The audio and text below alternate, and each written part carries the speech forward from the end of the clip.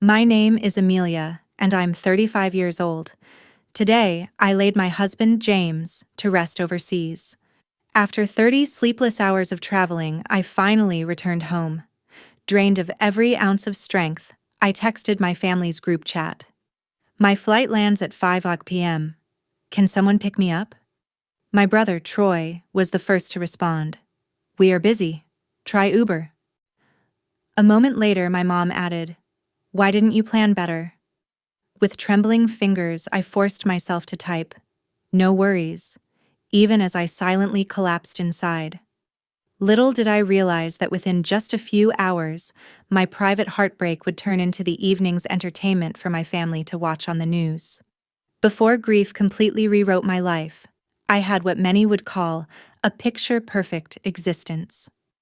James and I met in our sophomore year of college.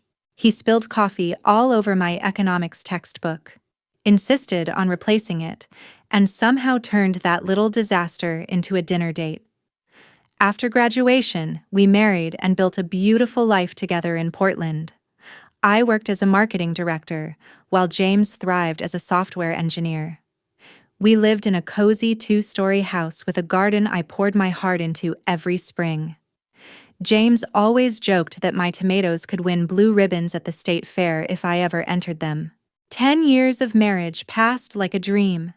We traveled whenever we could, hosted game nights with friends every Thursday, and saved diligently for our future. James and I often spoke about starting a family soon. We had even converted the spare bedroom into a home office that could easily transform into a nursery when the time finally came. Everything changed last fall when James accepted a 6-month contract with an international tech company in Singapore. It was the opportunity of a lifetime, one that promised to propel his career forward and give us the chance to experience life abroad together. I arranged to work remotely for 3 months, planning to divide my time between continents. We were both thrilled about the adventure ahead. The night before his flight, we shared a special dinner at home. I can still recall every detail, the soft music playing in the background, the candles casting a warm glow across our dining table, and the way James looked at me when he promised this opportunity would make our future even brighter. 6 months will fly by, he assured me, his fingers entwined with mine. And then we'll start our next chapter. For the first 2 months, we video called every single day. Over the holidays, I flew out to stay with him for 3 weeks, and it felt like a second honeymoon. Singapore was vibrant, dazzling, alive. James proudly introduced me to his co-workers, guided me through the city's hidden corners, and together we explored nearby islands on weekends. Everything felt perfect. During those weeks, we even began to seriously talk about trying for a baby once his contract ended. Then came the call that shattered my world. I was back in Portland when James mentioned a sharp headache during our morning video chat. Probably just stress, he said, rubbing his temples. Big project deadline coming up. 8 hours later, his coworker called me from James's phone. My husband had collapsed in the middle of a meeting and had been rushed to the hospital. I booked the first available flight, but by the time I landed, 26 agonizing hours later, James was already in a coma. Brain aneurysm, the doctors explained. They had performed emergency surgery, but the damage was devastating. For 5 days, I sat at his bedside, clutching his hand, talking to him, praying for a miracle that never came. James never woke up. He was only 37 years old. The nightmare of navigating a foreign hospital system on my own was overwhelming. Every form was bewildering, every conversation broken by translation apps or rushed hospital interpreters. Each day I called my family back home, aching for comfort, but our conversations were short. "We're praying for you," they would say, before telling me why they had to hang up quickly. My mother asked whether I had remembered to purchase travel insurance. My brother Troy suggested I hire a local service to take care of things so I could come home sooner. But I couldn't leave James. Not like that. not in a country where the only people who knew him were his coworkers. So I stayed, and I handled everything myself. The paperwork for his death certificate took 3 grueling days and countless office visits. Bringing his body back to Portland was far too expensive, so I had no choice but to arrange for his burial in Singapore, navigating customs and traditions that felt both foreign and isolating. The funeral was small: a handful of his colleagues, a few expats he had befriended, and me. No family, no lifelong friends. My parents said the airfare was too costly on such short notice. My brother claimed he had critical work obligations, and so I stood alone as they lowered my husband into the earth, half a world away from everyone we loved. The financial strain was crushing. Our insurance covered part of the costs, but international policies had limits I had never thought to question, until tragedy left me no choice. I emptied our savings and maxed out credit cards just to keep moving forward. Through it all, I kept updating my family, clinging to the hope that someone might offer more than brief condolences or matter-of-fact suggestions. Looking back, I shouldn't have been surprised by their reaction to my airport text. My family had always been this way. When I graduated high school as valedictorian, my parents showed up, but left immediately after my speech to get my brother to his baseball game. At my college graduation, they arrived late and left early. Even at my wedding, my mother spent more time fussing over Troy, who had brought the wrong girlfriend, than she did celebrating my marriage. I had spent a lifetime excusing their behavior, bending myself around their priorities, convincing myself that families simply showed love in different ways. But now, standing at my husband's grave on the other side of the world, I finally understood. Some people simply cannot put others first, even in moments of desperate need. After the funeral, another nightmare began. The Singaporean bureaucracy demanded multiple certified copies of James's death certificate, each requiring authentication at different government offices scattered across the city. For 3 sweltering days, I shuffled from building to building in the tropical heat, standing in endless lines, trying to explain my situation through grief-tightened words. Each night, I collapsed into the small apartment we had rented, surrounded by James's clothes that still carried his scent. On my last morning in Singapore, I visited James's grave one final time. At dawn, the cemetery was quiet, birds singing in the canopy of trees above. I placed fresh flowers at his simple headstone and sat on the damp grass, telling him what I was bringing home: his favorite books, the watch I had given him on our 5th anniversary, the seashells we had collected during weekend trips to nearby beaches. "I'll keep you alive in my heart," I whispered, pressing my palm against the cool marble. "Every day, for the rest of my life." The journey home stretched over 30 hours. First, a 6-hour delay in Singapore because of mechanical issues. Then, a missed connection in Tokyo forced me into an overnight stay at a sterile airport hotel. The final leg was plagued by turbulence so severe the flight attendants were strapped in their seats for 2 full hours. By the time we began our descent into Portland, I had been traveling for more than a day straight, had barely eaten, and was running on nothing but grief and sheer determination. During those endless hours, my mind kept returning to childhood memories, patterns I had once excused now appearing in painful clarity. When I was 8, I broke my arm falling from the backyard treehouse. My parents took me to the emergency room, but left me with a neighbor to wait while they took Troy to his championship soccer game. "He can't miss this," my mother explained. "The whole team is counting on him."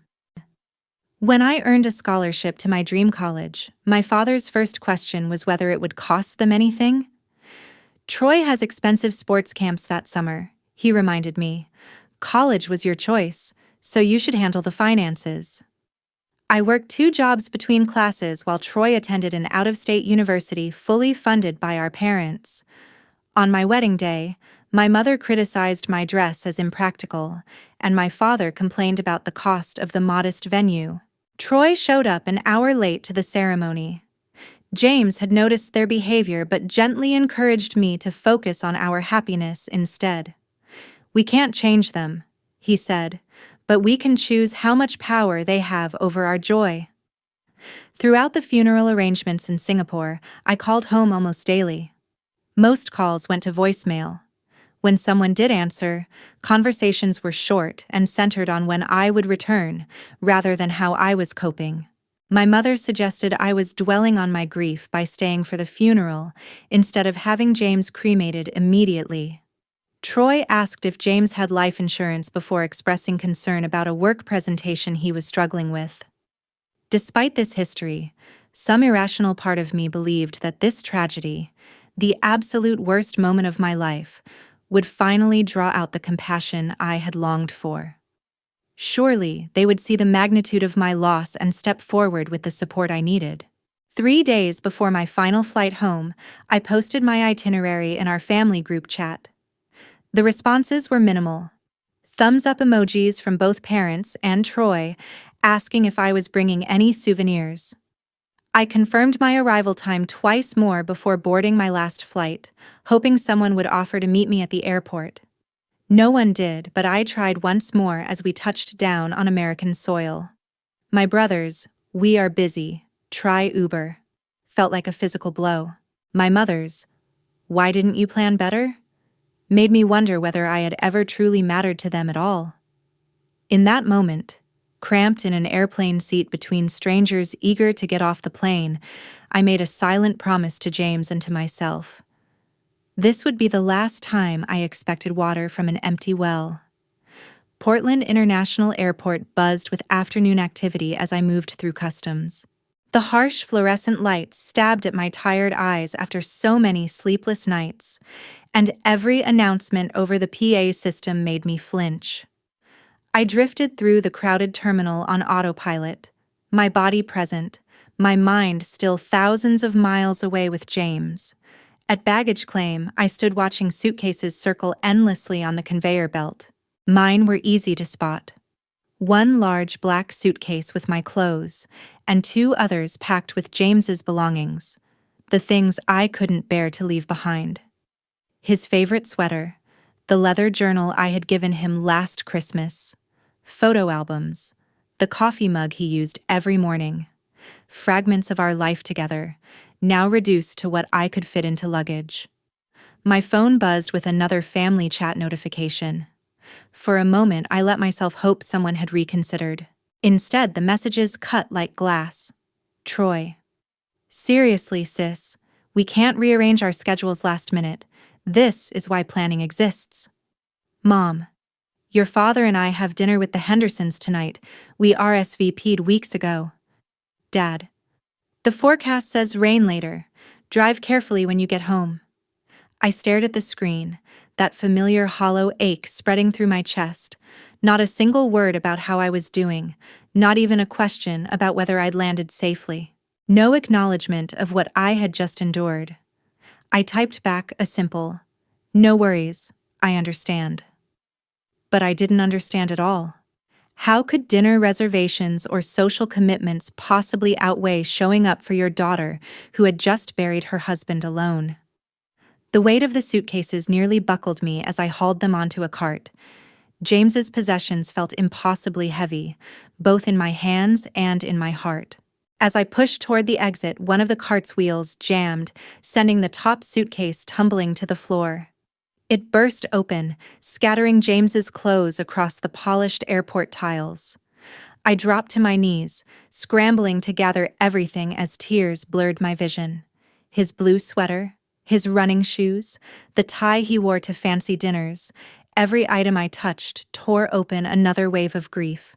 "Let me help you, ma'am," an airport employee said softly, kneeling beside me and gently collecting the scattered belongings. Her name tag read, Gloria. She had kind eyes that crinkled at the corners. "Are you all right?" The simple question cracked something open inside me. When was the last time anyone had asked if I was all right? Not how soon I would get over it, not what logistical steps I still needed to take. just whether I was okay. My husband died, I whispered. I just buried him in Singapore. Gloria's expression softened with genuine compassion. She helped me quietly repack the suitcase, then walked beside me all the way to the rideshare pickup area. Is someone coming for you? She asked. I shook my head. No. My family is busy. Her frown spoke volumes, though she didn't comment. Instead, she stood with me until the car arrived, helped load the luggage into the trunk, and gave my hand a gentle squeeze before I stepped inside. Take care of yourself, she said. It was more comfort than my own family had managed to offer. The rideshare cost $78 thanks to rush hour pricing. The driver, an older man named Paul, tried to make polite conversation as we crawled through traffic. When he asked about my trip, I gave vague, clipped answers, afraid that if I spoke the truth aloud, I would shatter completely. He seemed to sense my silence and turned on soft music instead, occasionally pointing out new restaurants and buildings that had sprung up in the city during recent months. Nearly an hour later, we pulled into my driveway. The house looked exactly as I had left it, yet it wasn't the same. James would never again walk through that front door, never again pull into the driveway, never again complain about the maple tree dropping seeds into the gutters. Paul carried my bags to the porch, setting them down gently. He hesitated before leaving. Are you sure you're okay, miss? You seem, well, like you might need someone. I forced a smile, assured him I was fine, tipped him generously, and stood watching until his taillights disappeared down the street. Only then did I fumble with my keys and push the door open. The house greeted me with a blast of cold, stale air. I had asked my mother to adjust the thermostat the day before my arrival. She had apparently forgotten. The entryway smelled of dust and abandonment, and mail spilled from the basket by the door, another task my family had promised to take care of but hadn't touched. In the kitchen, the refrigerator offered nothing but expired condiments and a moldy container of something unidentifiable. My brother had assured me he would stock essentials before I came home. Too exhausted to deal with any of it, I dragged myself upstairs to our bedroom. I couldn't bear to lie in our bed, so I curled into the armchair by the window, still wrapped in my coat because the house was so cold. Surrounded by photographs of happier times, I finally let myself collapse into sobs I had been holding back for days. Hours later, I woke disoriented and shivering. The house was silent in a way it had never been when James was alive. No footsteps in the hallway, no coffee maker gurgling downstairs, no off-key humming drifting from the shower, only emptiness and the occasional creak of settling wood. James's closet door stood ajar, revealing the life he had left behind. My family had promised to organize his belongings before my return, to spare me the pain. Instead, everything remained untouched. His shoes were lined neatly, just as he had arranged them. His favorite flannel shirt still hung on the hook where he'd placed it the morning he left for Singapore. Every detail was frozen in time, as if the room had been preserved like a museum exhibit of the life we once shared. I sank to the floor of the closet, clutching his shirt to my chest, desperate to catch even the faintest trace of his scent. But there was nothing. Only the sterile smell of clean cotton and the mustiness of fabric left too long untouched. I had carried fragments of him across the ocean, only to find that the pieces I left behind no longer felt like him at all. Morning came with a strange gurgling sound from downstairs. Stiff from sleeping in the chair, I stumbled toward the noise. As I reached the kitchen, it grew louder, and when I flipped on the light, a gasp tore from my throat. Water poured from a crack in the ceiling, streaming down the walls and spreading across the tile floor in relentless sheets. The temperature inside had dropped so low overnight that I could see my breath curling in front of me. I waded through 3 inches of icy water to the utility closet and fumbled for the main shutoff valve. The metal wheel was so cold it seared my fingertips as I struggled to turn it. After several desperate tries, the water finally slowed to a stop. but the damage was already done. Water had seeped beneath the hardwood floors of the dining room, leaving them buckled and warped. The drywall in the kitchen sagged under the weight of saturation. Droplets fell steadily from light fixtures, each one a spark of danger in a house already collapsing into chaos. The pipe must have frozen and burst during the recent cold snap. If the heat had been properly maintained, as my family had promised, this disaster never would have happened. I stood in the waterlogged kitchen, staring at the wreckage, strangely detached. After everything else, this felt almost absurd. Of course, my homecoming would include a flooded house. Outside, temperatures continued to plunge as another winter storm closed in. The local news had been warning about it for days, according to the alerts stacked on my phone. My family must have known about the forecast when they advised me to drive carefully. Yet no one had thought to make sure my house was heated or winterized. I called an emergency plumber, only to be told they were overwhelmed. "We're backed up for days," the dispatcher explained apologetically. "Tuesday at the earliest. The storm has everyone calling with burst pipes." My next call was to my brother. Troy answered on the fourth ring, his voice distracted. "Hey, I can't really talk right now. Getting ready for that dinner with the Wilsons I mentioned." "The house is flooded," I said flatly. "A pipe burst. There's water everywhere, and the plumber can't come until Tuesday."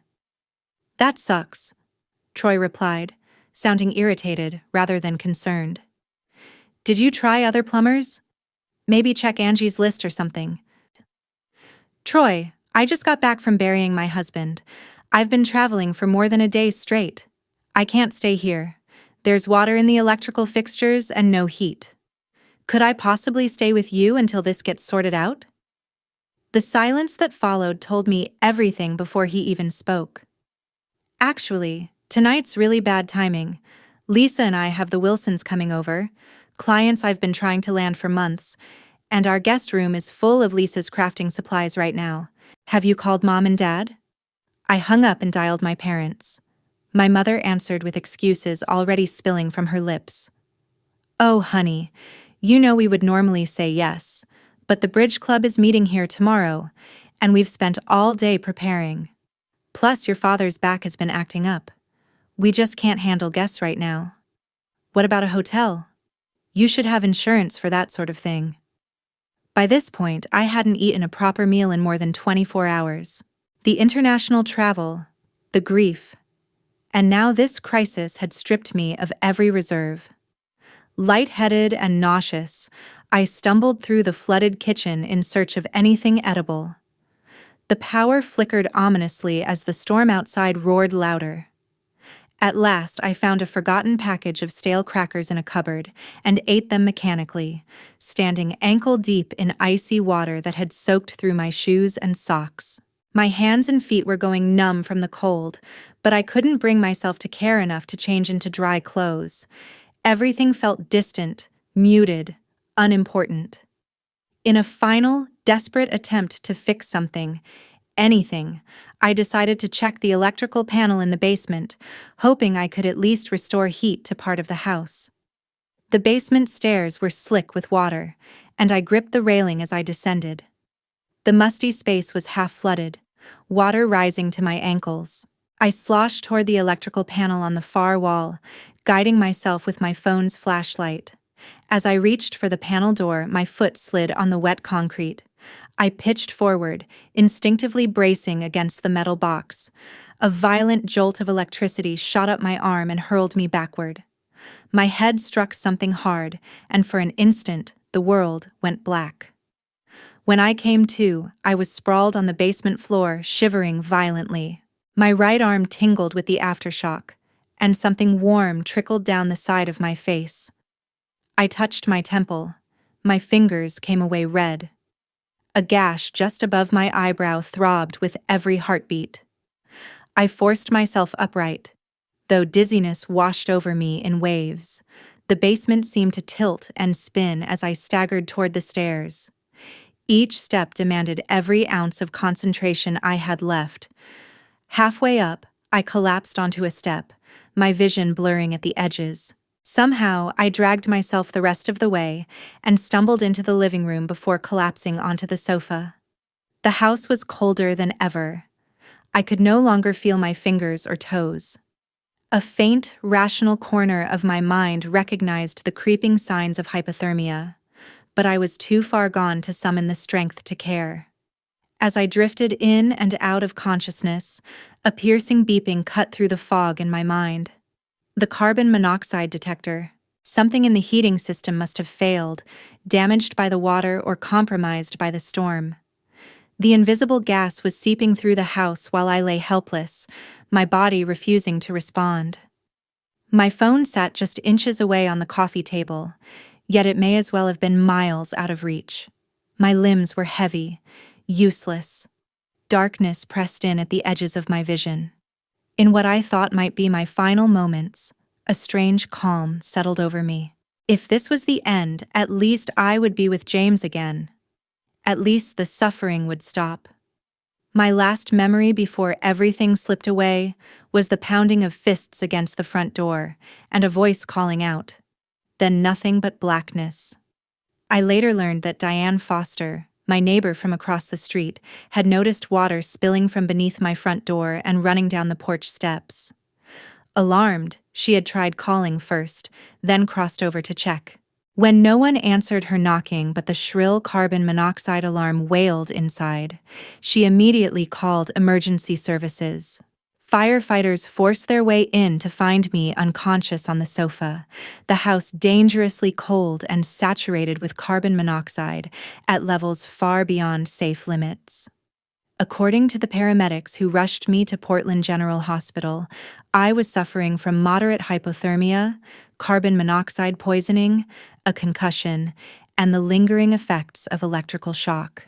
A few more hours and we'd have been looking at a very different outcome, one of them reportedly told the emergency room doctor. At the hospital, the medical team moved quickly. They worked to raise my core temperature and administered high-flow oxygen to flush the carbon monoxide from my blood. They cleaned and stitched the gash above my temple, monitored my heart for arrhythmias from the shock, and performed neurological exams to evaluate the concussion severity.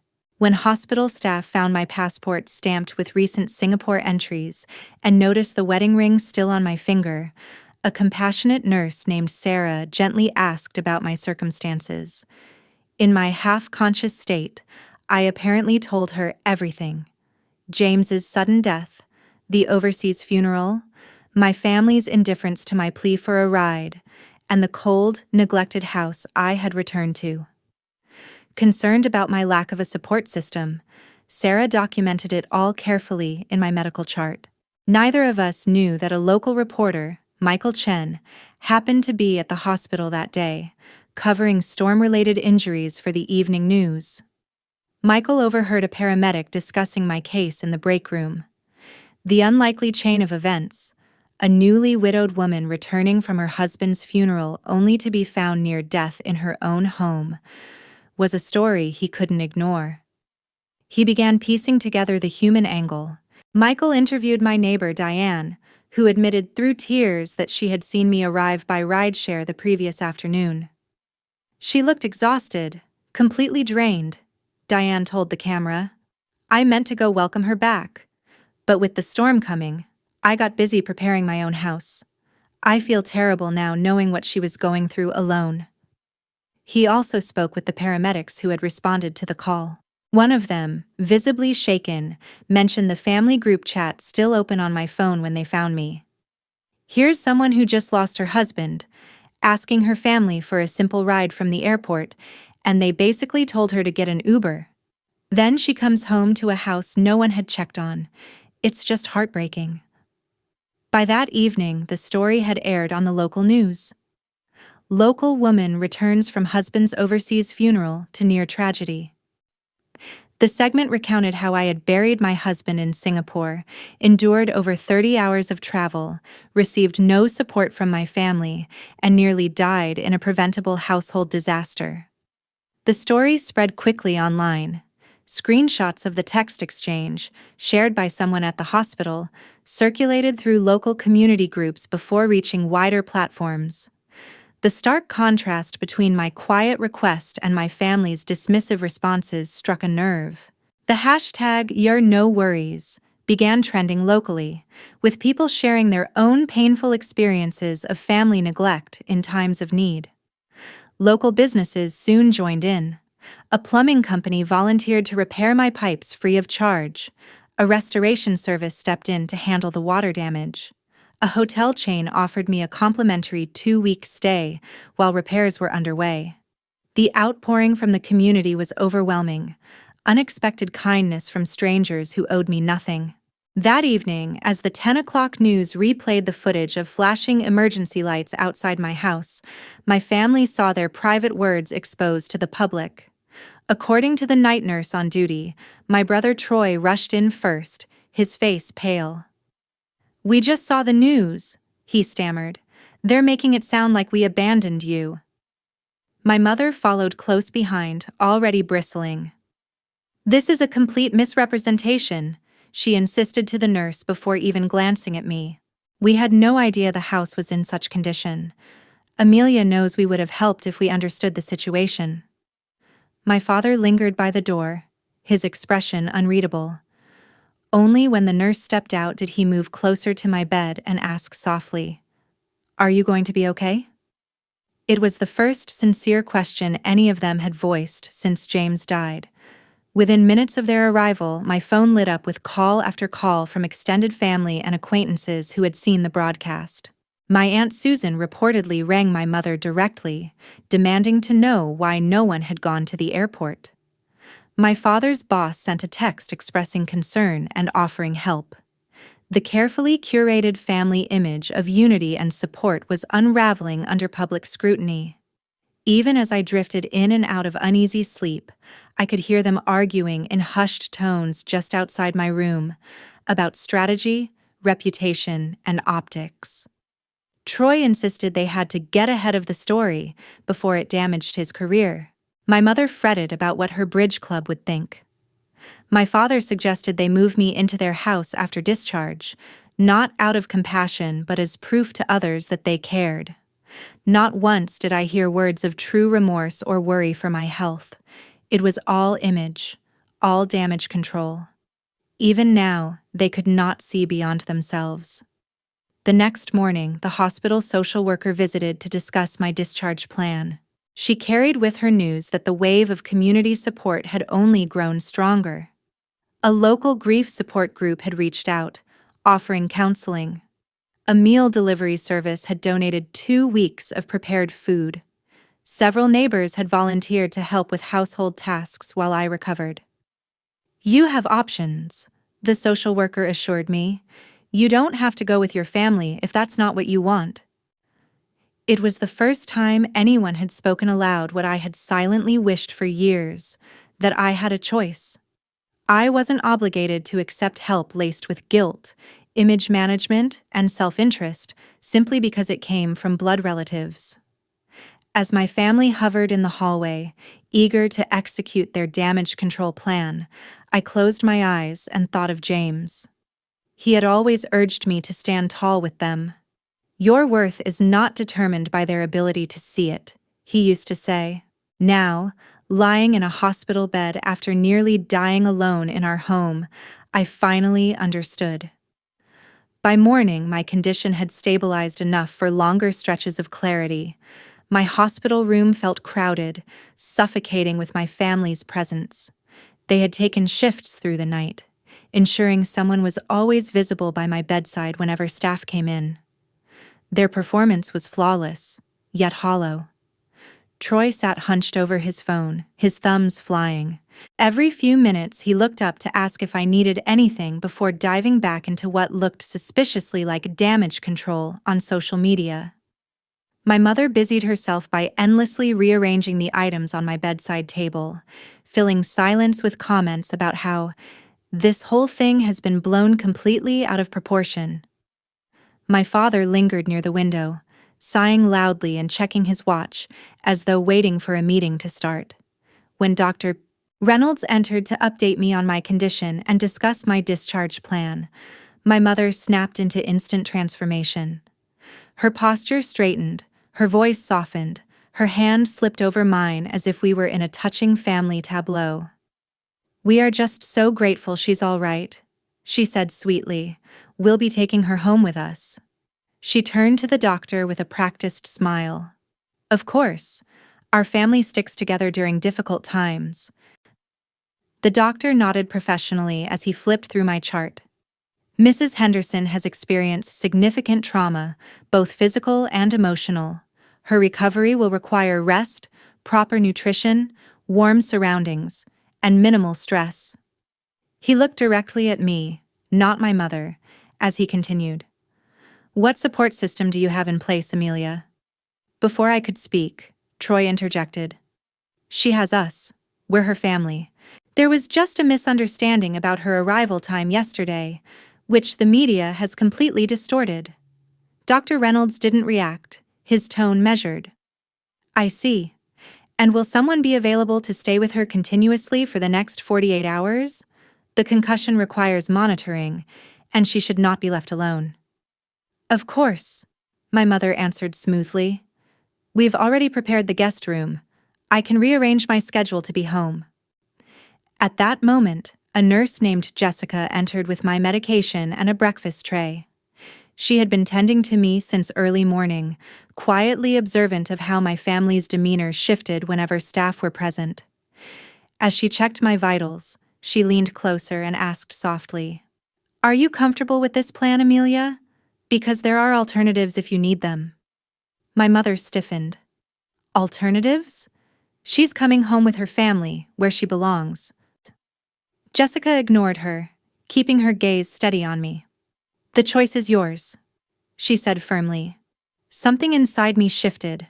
For the first time, I realized I wasn't powerless.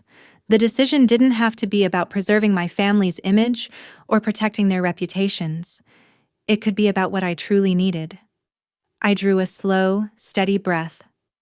"I would like to hear about the alternatives," I said, my voice stronger than it had been in weeks. The room went silent. Troy froze mid-text. My mother's mouth opened and closed, searching for words that wouldn't come. My father turned from the window with a frown, as though he'd just realized this performance was no longer under his control.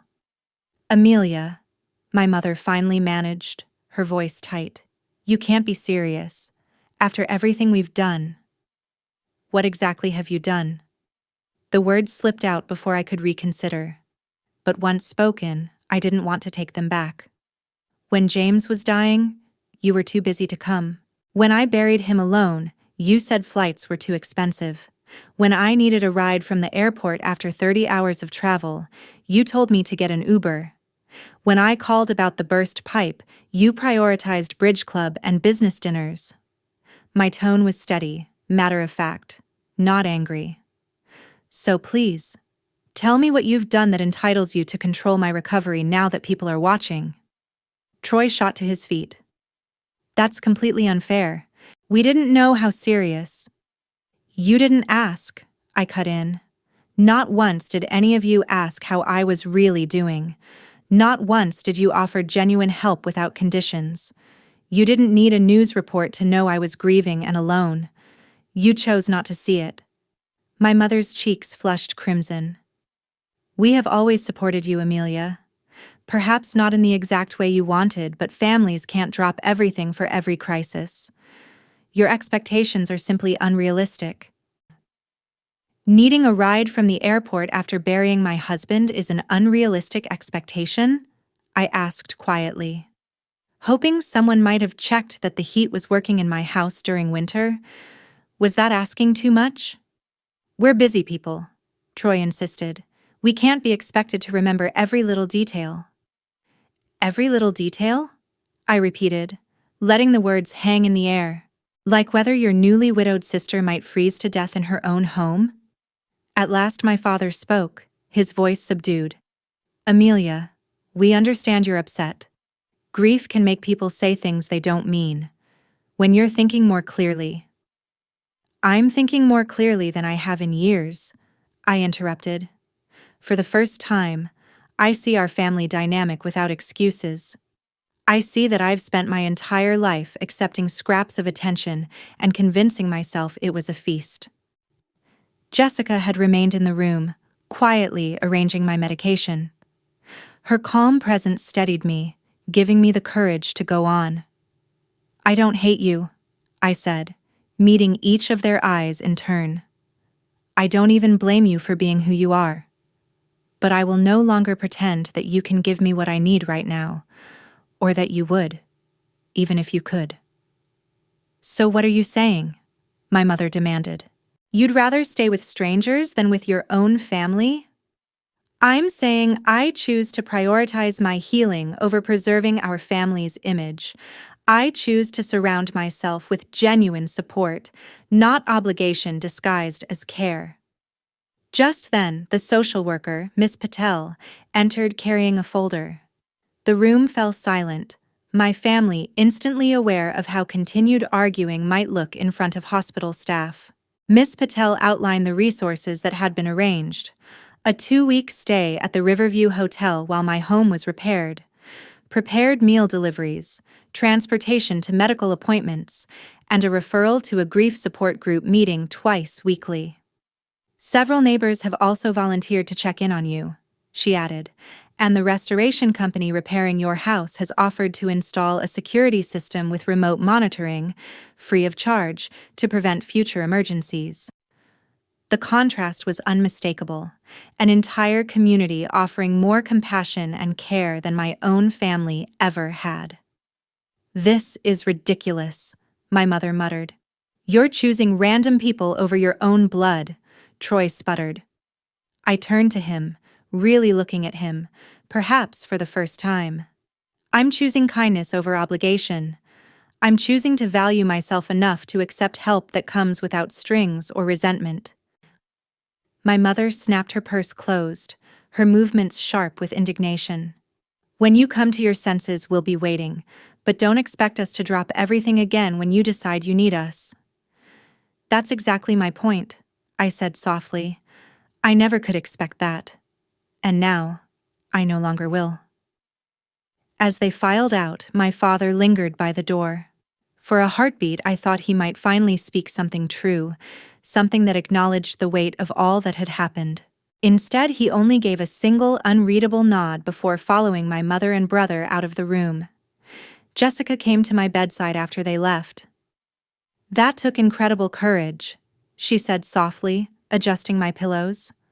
"Setting boundaries with family is one of the hardest things to do, especially when you're vulnerable." "It doesn't feel like courage," I admitted. "It feels like giving up."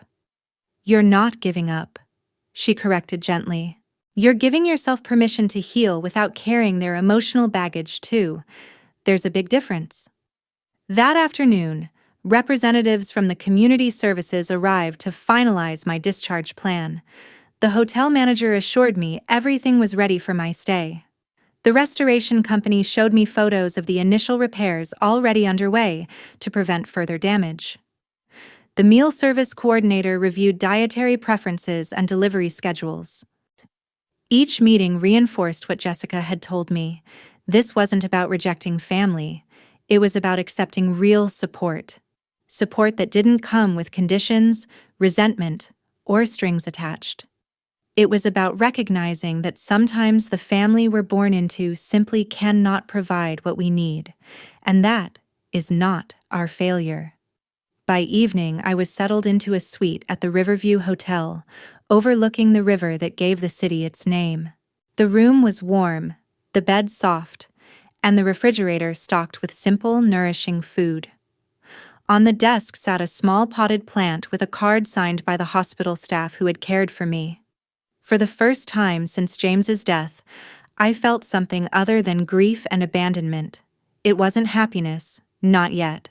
That seemed impossibly far away, but perhaps it was the first fragile seed of peace. I had stood in my truth, honored my needs, and discovered that kindness could come from beyond the narrow confines of blood ties and appearances. As the sun dipped low over the river, painting the water in shades of gold, I whispered as if James could hear me. I think you would be proud of me today. I finally did what you always said I should. And in the quiet of that moment, I could almost hear his voice answering, I've always been proud of you. It was yourself you needed to make proud. 3 months passed in a blur of slow, deliberate healing. My body mended more quickly than I had imagined. The concussion symptoms faded after weeks of rest. The electrical burn on my hand left only a faint mark the doctor assured me would vanish with time. The gash on my temple healed into a thin silver line, partly concealed by my hairline, a scar that felt less like a disfigurement and more like a testament to survival. The emotional recovery was harder, but it too proved possible. With the help of the grief support group that gathered every Tuesday and Thursday in a cozy community center, I began to untangle the grief of losing James and the equally complicated grief tied to my family. The facilitator, Eleanor, had a gift for asking gentle questions that revealed patterns without judgment. Grief has a way of clarifying what truly matters, she often reminded us. It strips away pretense and forces us to confront truth, both beautiful and painful. Meanwhile, my house was transforming alongside me. The restoration company not only repaired the water damage but went further, making thoughtful improvements. They installed a smart thermostat I could monitor from anywhere, replaced the aging water heater with an energy-efficient model, and reinforced the plumbing to withstand future freezes. What had begun as devastation slowly became renewal. The same was true of my community. Neighbors I had once only waved to became steady presences in my life. Diane from across the street brought homemade soup every Sunday. Robert and Thomas from 2 doors down helped rebuild my garden beds once the yard was restored. Maria, a retired teacher at the end of the block, came by on difficult afternoons simply to sit with me. She understood that sometimes presence mattered more than words. My family, meanwhile, kept their distance. Occasionally a text arrived, polite, surface level, never acknowledging the confrontation in the hospital. My mother sent a generic "thinking of you" card signed by all 3 of them. Troy called once, ostensibly to check in, but it quickly turned into a monologue about how his clients had seen the news story and how important it was to clarify misconceptions. My father sent an email with links to home insurance policies, his only acknowledgement that anything significant had occurred. I responded briefly and politely to each outreach, but without expectation. The boundary I had drawn in that hospital room held steady, not out of anger, but out of self-preservation. For the first time in my life, I refused to pour my limited emotional resources into relationships that consistently took more than they gave. 6 months after James's death, I established the James Henderson Memorial Scholarship for International Education at our alma mater. Using the life insurance funds that had finally come through, I created an endowment to help students study abroad, with built-in emergency support systems.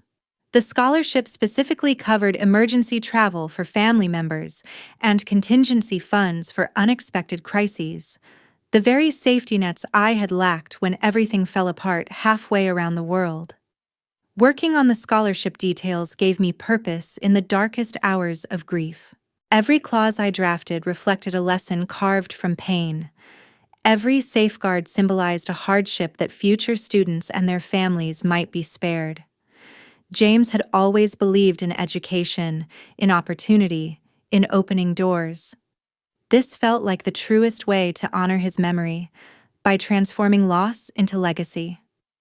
On what would have been our 11th wedding anniversary, I hosted a small gathering at my rebuilt home to announce the scholarship's first recipient. Close friends who had carried me through the worst joined the celebration, along with new friends I had made during recovery. My family had been invited, but sent polite regrets, prior commitments. When I presented the certificate to Angela, a bright-eyed junior preparing to study in Japan, I felt James's presence more vividly than I had since the day I lost him. Not as a ghost, not as some spectral visitation, but as a steady undercurrent in my life. His love endured in the way I faced challenges, in the resilience I had uncovered, and in my determination to create meaning from suffering. This scholarship exists because of a great love and a profound loss, I told the small circle gathered in my living room, but also because of an unexpected lesson that family can be found in surprising places, not always through blood, but through those who show up when showing up matters most. The following week, I received a letter from my father, a handwritten letter, something I had never seen from him before. Unlike the clipped, perfunctory messages of the past months, this one carried something startlingly rare: reflection. "I've been thinking about what happened after you returned from Singapore," he wrote. "While your mother and brother may never see it clearly, I want you to know that I recognize our failure, not just in the practical matters of airport rides and house maintenance, but in the deeper obligation to provide comfort during your darkest hours. I have no excuses to offer, only a late and insufficient acknowledgement. The man you married would be proud of the woman you have become in his absence. Perhaps someday, if you are willing, we might find a way forward, not as we were, but as we could be." I didn't respond immediately. The letter required contemplation, not reaction. I brought it to my therapist, who had been guiding me through grief and family dynamics for months. "What do you want from a relationship with your father?" she asked. "Not what you think you should want, or what might make him feel better, but what would actually serve your well-being." Her question lingered with me for days. Eventually, I wrote back, setting boundaries and expectations with clarity. I agreed to occasional lunches, just the two of us, framed as exploratory, not obligatory. I made it clear I would not return to family gatherings or holiday celebrations for now. Any relationship moving forward would rest on mutual respect and genuine connection, not performance or social obligation. To my surprise, he accepted these terms without resistance. Our first lunch was awkward but civil.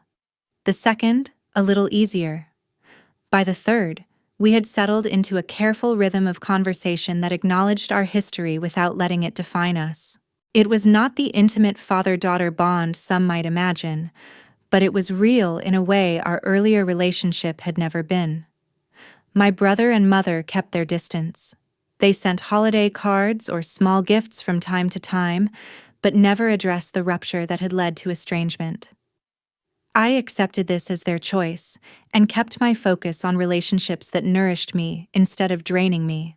A year after James's death, I stood alone in the airport once again, waiting for a flight back to Singapore to visit his grave on the anniversary. Around me, families reunited with embraces, laughter, and the kind of effortless joy I once longed for. I felt the pang of sadness for what my own family could not provide, but it no longer carried the desperate ache it once did. I had learned something essential. Family could be chosen as much as inherited. Support could emerge from unexpected places. Boundaries were not walls but filters, protecting against harm while allowing love and kindness to flow through. And most importantly, I had learned that my worth had never depended on anyone else's ability to see it. As I boarded the plane, I reflected on how different this journey felt from my return a year ago. Then, I had been hollowed out by grief and abandonment, desperate for connection, clinging to the hope that family might step in when I needed them most. That support never came. Now, I carried something far stronger, a community of care that existed regardless of distance. People who had shown up when it mattered, who continued to show up in ways both large and small. Their kindness had woven a net beneath me when I was falling, and it remained there still, steady and sure. The greatest lesson of that terrible homecoming was never truly about my family's failures, or even the cascade of crises that followed. It was about the extraordinary capacity of human beings to step forward, to hold space for another's pain, to remind someone drowning in loss that they are not invisible. It was about the healing power of being seen, fully, without condition, in your darkest moments. And most of all, it was about family, not the one bound by blood, but the one we build from those who choose to stay, to witness, to care.